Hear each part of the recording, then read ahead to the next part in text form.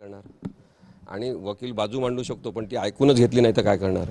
किंवा जे दुसऱ्यांचं कोणाचं ऐकायचं आहे तसं ऐकून एखादा निर्णय ठरूनच बसलेले असतील तर काय करणार? असे काही न्यायाधीश आहेत, पण अनेक न्यायाधीश चांगले आहेत म्हणून न्यायव्यवस्था सुरू आहे. आणि त्यामुळे वकिलांचा आता प्रश्न उरला नाही.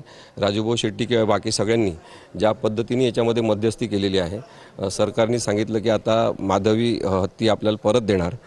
परत देताना काही सोयीसुविधा इथे असल्या पाहिजे, त्याच्यासाठी खर्चाची तरतूद कोण करणार, त्या कशा प्रकारे तरतुदी असल्या पाहिजे आणि हत्तीचं जीवन अधिक चांगलं होईल यासाठी काय करायचं, याबद्दलचे अटी शर्ती नियम हे ॲग्रीमेंटच्या स्वरूपात येतील.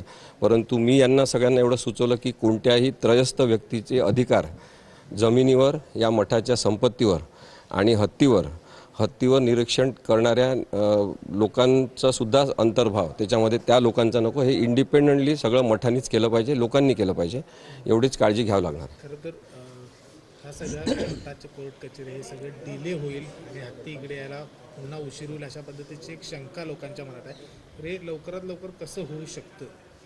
हे बघा, आता अंबानी समूहाने वनतारातर्फे तो हत्तीचा हट्ट सोडायचं ठरवलेला आहे असं सांगण्यात आलेलं आहे. त्यामुळे त्यांनी हट्ट सोडला असेल तर मग न्यायालयाला सुद्धा एक उपाय म्हणून जेव्हा सुचवण्यात येतो की हा असा पर्याय आहे आणि या अटींच्या खाली हत्ती परत देण्यासाठी तयार आहे, सरकार मध्यस्थी करत आहे, तर अशा वेळेस त्याचा विचार नक्कीच न्यायालय करेल. कारण की न्यायालयाला शेवटी पर्याय शोधणं महत्त्वाचं असते.